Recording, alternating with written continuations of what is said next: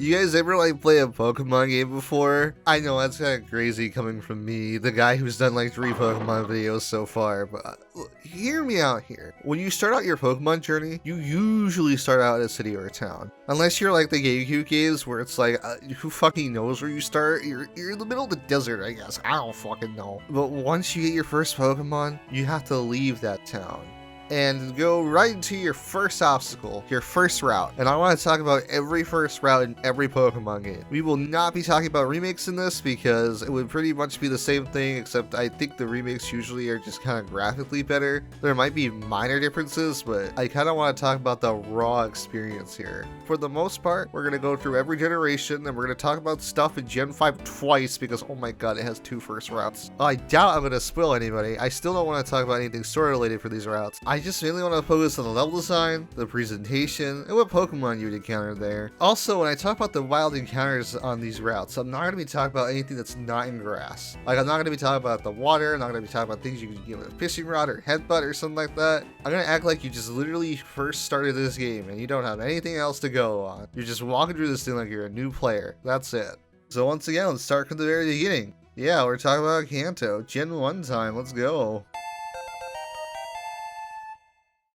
For the first route in the series, it does not hold any punches. It throws you straight into it. You start off this route by going through a narrow hallway of grass which you can't avoid. From there, it's basically like an angular zigzag to the end. You go left, right, left, right, left, right, while still going up a little bit. Throughout this, you'll have parts of the route that have no tall grass to give you a break from encounters, but you always will have to go through tall grass. There is a shortcut at the end that you can take back to get back to Pallet Town quicker, which lets you avoid the tall grass if you really don't want to go through it again. In fact, this route also gives the player a good idea about how the ledges work in the game. You find out pretty early on that you can jump off of a ledge, but you can't actually go back onto the ledge after you've jumped off of it. This game will usually use this as a one-way shortcut, or sometimes the game will use this so you don't actually sequence break the route. When it comes to Pokemon variety, Route 1 is really basic. I get it, this is the first route, you don't want to overwhelm the player with a bunch of different options, but just Pidgey and Rattata? Really? I just think this is boring because they're both going to have normal moves right off the bat, and they're also both part normal. Yes, that does include Pidgey, because Gust is a normal type move, at least in Gen 1, which is really dumb. Now that being said, Pidgey can evolve into something more interesting and same thing with Rattata down the line, but right off the bat, your choices aren't really that interesting, which kinda sucks. You only get one item here, and that's from this Pokemon Mart employee. This basically teaches you that, hey, if you talk to people, maybe you'll get things out of it. Not always, but it's a good idea to look around. This is also the game's way of letting you know, hey, there's a Pokemon Mart if you want more things like this. Some of the other first routes will have this, but not every single one of them. Usually you don't see this until you get to the first town or so, but it depends on the game. And that's really about it for the most part. It's a very simple route. You have a simple way to the end. There are some shortcuts. It teaches you some basic mechanics about the Pokemon series in general. That's about it. Ooh, Gen 2 is spicing it up. You go left instead of up. Joking aside, this route is actually really complicated for your first route you're going to go through in the game. Gen 1's was pretty narrow and it was pretty much linear. You might have moved left or right, but you're always going in an upward direction the whole time. With Gen 2's Route 29, it's never just going left. You're going to have to go down a bit, you're going to have to go up a bit, there's shortcuts. Honestly, it feels very mazy, but I kind of like that. They don't throw you into grass immediately like how Route 1 does in Gen 1, but at least they're giving you a really fun design to kind of work through. You're not going in one basic direction the whole time you're going through this route, even if the main exit is to your left. Hell, there's an exit to your north, which you don't often see on these first routes. There's a few items around here. There's a potion if you go really out of your way for it.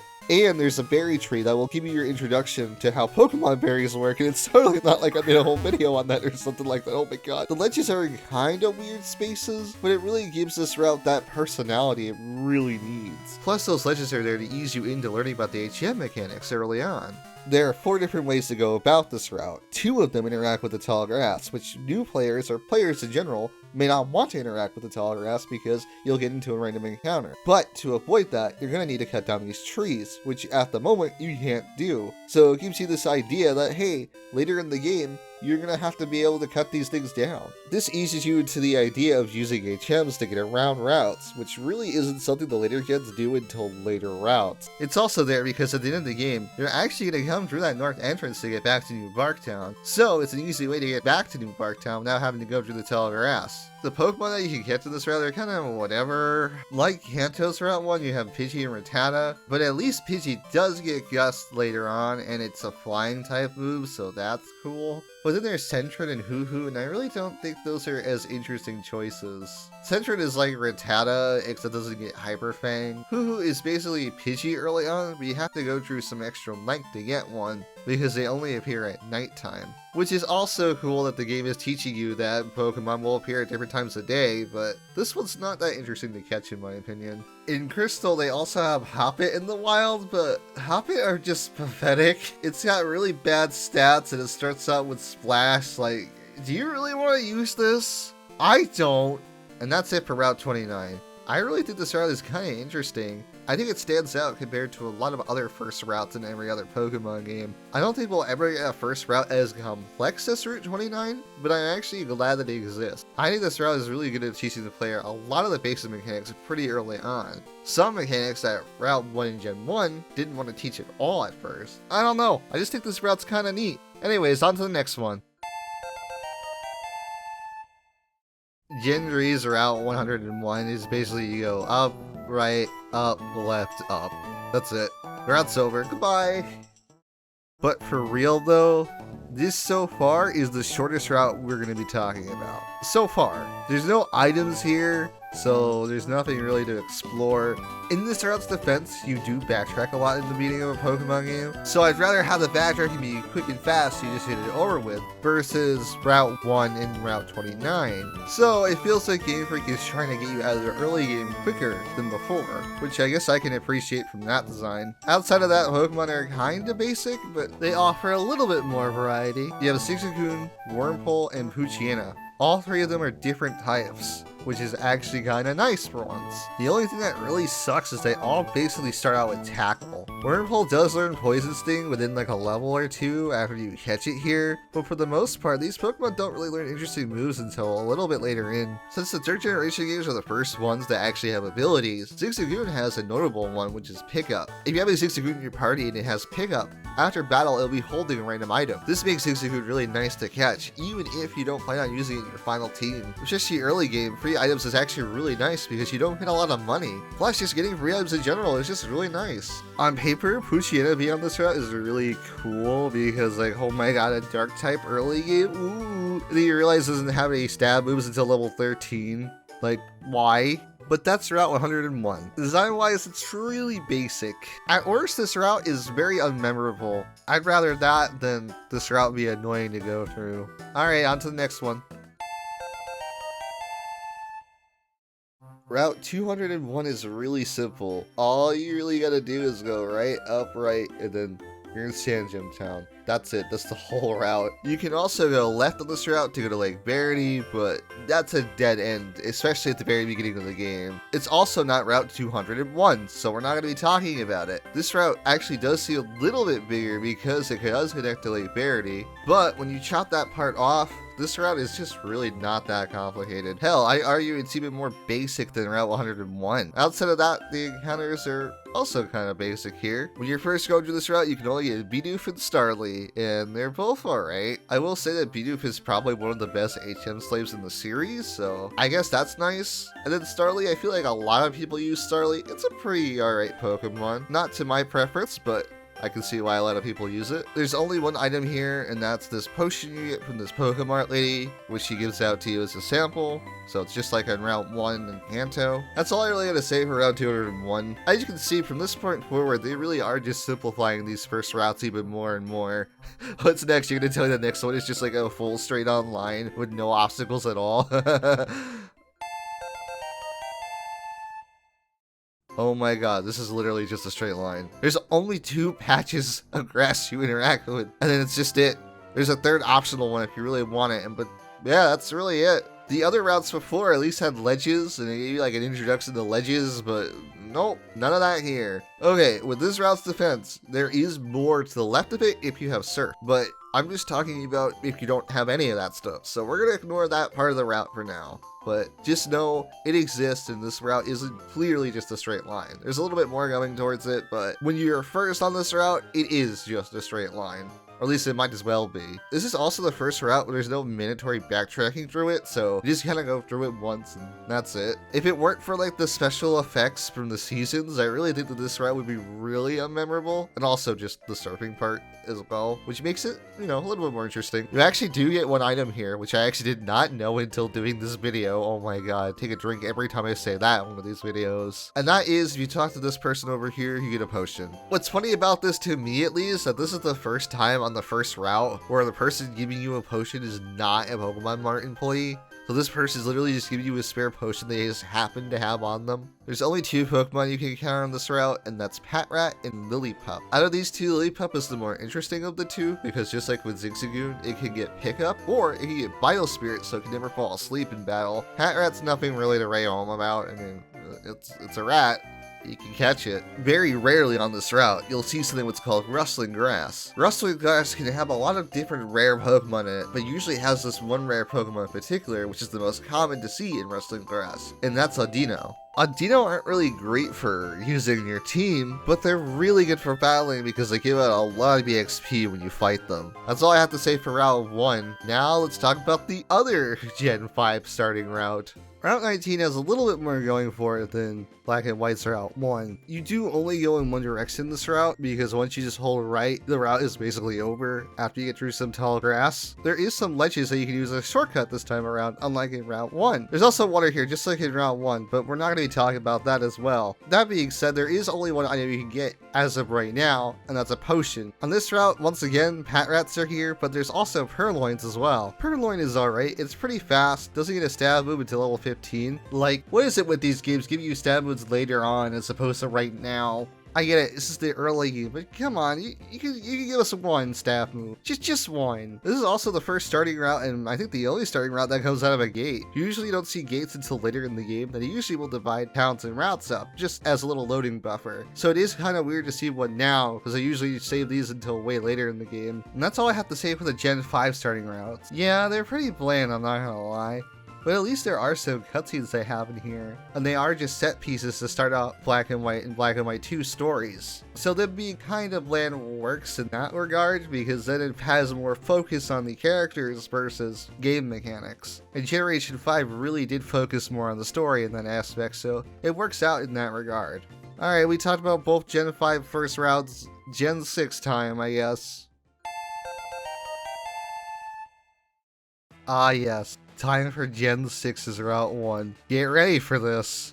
And it's over. That's it. There's nothing here. I don't actually understand this route. Outside of one fancy camera angle, this route has nothing going for it. There's no Pokemon here, there's no trainers here, no items. Hell, the route itself is just a short narrow hallway. I joked earlier that Black and White's first route is basically just a narrow hallway, but at least there are things to do in that narrow hallway, and there is obstacles in that narrow hallway. Here, there's nothing. It's to the point where this might as well have been a part of a town and nothing would have changed. It actively baffles me that this thing even exists at all. Like, why? Who was like, yeah, let's just put this in the game? This route just feels more like a 3DS tech demo than an actual route. I say that, and you can't even use 3D on this route. There's no point. It's just fancy camera angle and you're done, and talk to your friends or whatever the fuck you do next. I don't care. We're moving on. Fuck this. Right off the bat, Alola's Route 1 is super huge, which at first to me was unclear, so I actually replayed all of Pokemon Sun just to get to Route 1 again. So after watching every unskippable cutscene, I have decided that this one part of Route 1 is the part we're going to be talking about. The reason why I'm not including anything else is because this is the first part of Route 1 you go through, and this is basically the beginning of the game. Plus, at the beginning, the other sides of Route 1 are blocked off, so this is basically the intentional first route of the game. If I don't just talk about this part of this route, I feel like it would be the equivalent as if I talked about Route 1 Black and White if you have surf and whatnot. I feel like that's unfair. But yes, I know how big this route is, and if I did a whole video on just this route, I think we would be here for another 20 minutes, and I am not a fan of that. Even with me condensing Route 1 to just this part, it is still really busy here. I cannot stress that enough. On the surface, this route is like a basic kind of curve into the town, but there's tall grass, there's trainers, there's a lot of items to collect. Oh my god, there's trainers? So for the first time in the franchise, there's actually trainers on the first route. This usually doesn't happen until you get to the second route of the game, so I think this is actually kind of notable to point out. There's only 3 trainers on this route. One of them has an Alolan Rattata, one of them has a Caterpie, and the other one has a Yungoos. There are a lot of items on this route. While exploring, you can find 2 potions, 1 antidote, 1 paralysis heal, and a Pokeball. For wild Pokemon, there's sure a lot of them. You got Yungoos, which is your generic rodent, which surprisingly has a really high attack stat. It's actually not too bad. You can also get Pikipek on this route, which is Aloha's generic regional bird. This thing starts with Peck. It actually has a stab move. We have stab moves in the early routes, holy shit. It also can learn Rock Smash pretty early on as well, so it has a lot of type coverage. It has some decent stats, and honestly, pretty good for a Pokemon you're to find your first route. All the other Pokemon you can find here aren't really as interesting. You can find Caterpie here, and I really just think Caterpie is kind of underwhelming. It's nothing interesting, it's a bug type Pokemon. You can use it if you want to, I guess. At nighttime, you can find Alolan Rattata and Spinarak. Yeah, it's kind of weird that Yungoos isn't available at night. It's replaced with Alolan Rattata, and Alolan Rattata is alright against Hustle, which is actually pretty good, even if it does lower your accuracy. It gets a staff move at level 10, but outside of that, its move pool isn't really that interesting, and at the end of the day, it has the same stats as a Rattata, which really isn't that notable. You can only find Spinarak at night. It feels kinda passable. Insomnia is pretty alright for an ability. You'll probably get more out of Swarm though. At least at level 5, it'll have 4 moves it could use, which is actually kinda notable. It gets a stab at level 8, which isn't really anything to write home about, but hey, it's a stab move and it doesn't take that long to get it. If you want to use a bug type Pokemon early game, it's not a bad pick honestly. Spinarak's counterpart is Lediva, which you can only find during the daytime. Lediva is really underwhelming. Yeah, it's better than Caterpie, but it's not hard to be better than Caterpie. Like, let's be real here. Its stats are pretty bad. Its abilities are inferior to Spinarak's. Just get Spinarak because, oh my god, Lediva just sucks in comparison. In the Ultra Games, there are 3 more Pokemon you can encounter on this route. Baneri is pretty bad at first, but when it evolves, it actually becomes a really good sweeper. But early game, it can be kind of tough to use, not gonna lie. Very rarely you can find Pichu on this route. This is probably the hardest Pokemon to use in this whole route when you first get it. Alolan Raichu is actually pretty good though. It's not a bad, fast Pokemon. And the last Pokemon you can find on this route is Grubbin. Grubbin, as it evolves, will get a sub-electric typing, and it gets Levitate on top of that. Pokeball has an extremely high special attack stat too. It's pretty good. So yeah, I highly recommend Grubbin. Other noteworthy things about this route is that you actually start the game on this route. Normally you start in a town, but nope. In this one, you start on Route 1. This is also the only time where the professor's lab is actually on a route, which is another thing I thought was worth mentioning, because I think that's kind of neat. Route 1 in this game is really huge. I can kind of see why they make it a linear path at first, or else it would be really overwhelming. Still, even within that linear path, there's so much to do in this level design. I'm actually kind of surprised. It felt like before this that everything was getting a little bit more and more simple, and then this route happens, and yes, the design is kind of simple. It is a narrow straight line at the end of the day that kind of just curves. But there's so many offshoots for items, there are a few trainers on this route, and the Pokemon variety is actually kind of high, which was surprising. I don't think we're ever going to get to that Gen 2 complexity, but it was interesting to see that Gen 7's was actually kind of complex in its own different way. Anyways, time to move to Gen 8. Gen 8's Route 1 is really linear and a lot less complex than Gen 7's first route. It's basically just like a weird D shape. There's 2 items you can get here, which is a potion and 2 paralysis heals, which are both in the same item box thing. There are 3 patches of grass you have to interact with while going through this route. While there is a linear path that has no Pokemon on it that leads directly to the next town, that path will be blocked off for you when you're going through that route legitimately for the first time. Also, the tall grass doesn't matter too much because Pokemon just spawn out of there now. Just because you're in tall grass, that does not mean you're going to get into a random encounter now. There are 8 Pokemon in this route. Oh my god, that's the most out of any first route in any of the Pokemon games so far. I've already talked about Caterpie Caterpie twice, so I'm not gonna mention it again. And I've also talked about Hoothoot once before, and we just got done talking about Grubbin in the previous section, so I'm not gonna talk about that either. Swabit is this region's regional rodent, and it's really underwhelming. Rookidee is interesting. It's a pure flying type Pokemon. It evolves into a flying steel type later down the line. Just like Pikipek, it starts with a stab move, so that's actually pretty nice. Wooloo is that cute Pokemon that you don't care that stats are garbage because you use it anyways because oh my god, it's so cute. Or you're one of those people who stayed on Route 1 for over 100 hours just to catch a shiny Wooloo before the beginning of the game. Once again, we can't have a beginning route without a dark type Pokemon. Yeah, remember when this wasn't a trend and it was actually kind of cool? Well, at least Nickit starts with a stab move, so that's actually kind of nice for once. Outside of that, it's just a really fast Pokemon. Not too terrible, honestly. Blipblood kind of sucks at first, but at least he gets a sub-psychic type later on, which is kind of neat. Easily recommend this over Caterpie just for the typing alone. And that's every first route in every Pokemon game. It was really interesting to see that later routes kind of got more and more linear. Sometimes they would get less complex, but sometimes they wouldn't. Honestly, me personally, I kind of don't care if these routes are really complicated or not. As long as the rest of the game has pretty good routes, it doesn't really matter if the first route just eases you into the game more. I'd rather have that complexity saved for later routes where they can do way more interesting things with it, as opposed to just wasting it early on and not be able to do much with it because you're still learning the game. Also, one last thing, my favorite starting route is 101. Look, I have a lot of bias towards the whole games. They were like the first ones I played through, and I just think it's kind of cozy. Though if I were to take off my nostalgia glasses for a second, I really think that Route 29 is the most interesting starting route that they ever designed, and I don't think they'll ever make a route like that ever again. There's just so much going on in that route. It's kind of cool. Alright, that's all I gotta say. Bye!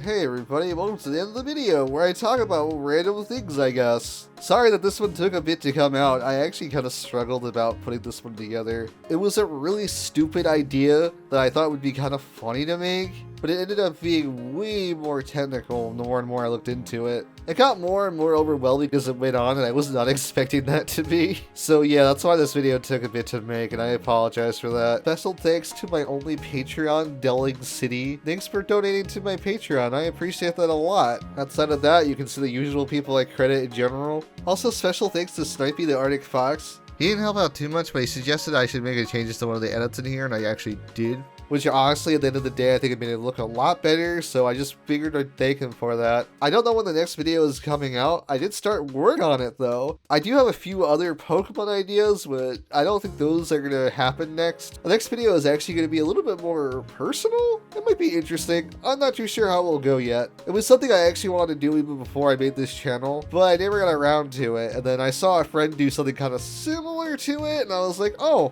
I'll do that. Sure. Don't know when that's going to come out because it's not going to be the same format as these videos. I will still be doing other deep dive videos like this, so if you got any ideas, let me know. Genuinely comment if you think you have a really stupid idea I could deep dive into. And as long as I played that series before, I would not be against it.